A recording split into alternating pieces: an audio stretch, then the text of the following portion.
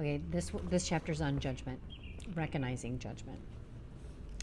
So they say that our reality shows us what's inside of us, correct?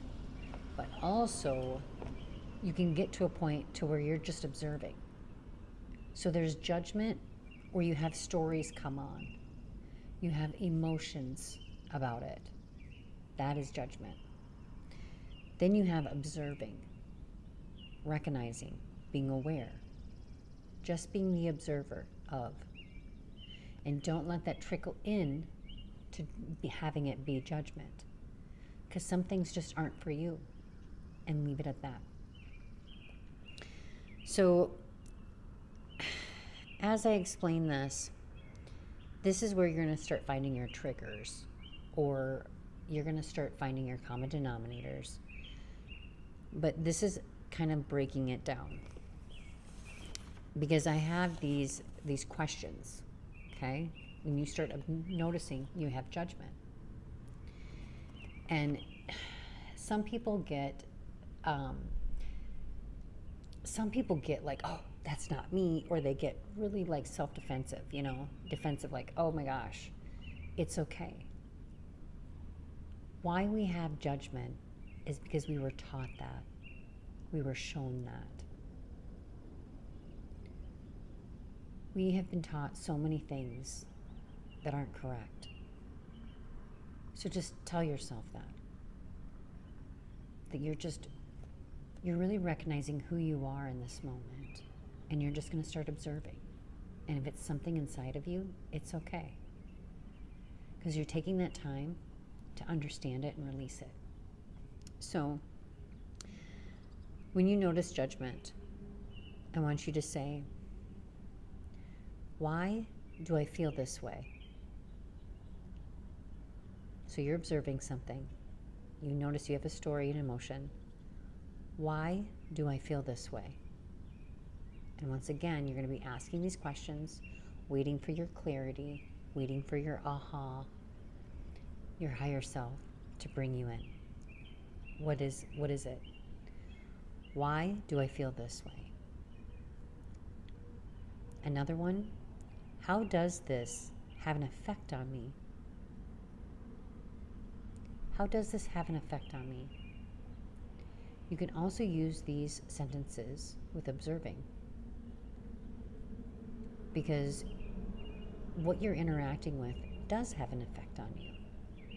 Either it's for you or not for you. Is it within your boundaries? Your values?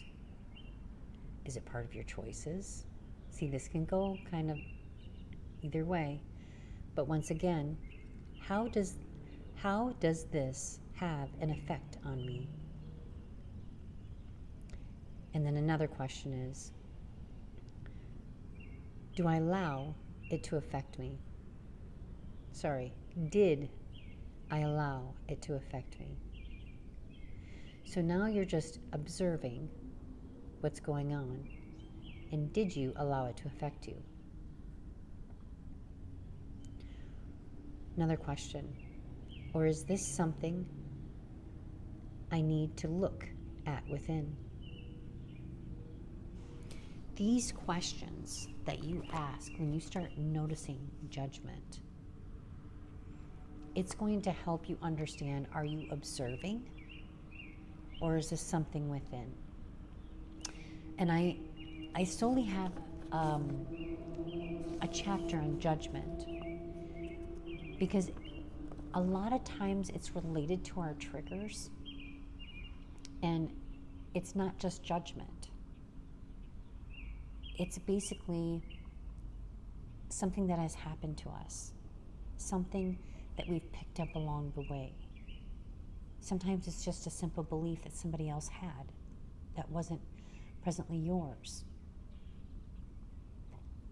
So a lot of times judgment gets us into our triggers, gets us into what's inside of us, or gets us into that point of observing and realizing what is. So these questions, I know my chapter is a lot longer than what I'm saying, but this is the way I choose to break it down for you. So I'm going to go over these questions again. When you're looking at judgment, what are the common denominators in your day? Then sit with them and ask, why do I feel this way? How does this have an effect on me? Did I allow it to affect me? Or is this something I need to look at within? This is how you're going to start handling your judgment. And as you interact with the world, your surroundings are going to help you grow and understand more of who you are. These are the questions, as I've worked with people, these are the questions that have worked for many, many people. Because a lot of times words are tricky, because a word can trigger you, just like a color, a shape, a smell, a feel. But these words are pretty much kind of open-ended there to help you find your direction that you're looking for. And once again, when you find it, go to releasing, feeling what comes up. All right? And this is one is on judgment.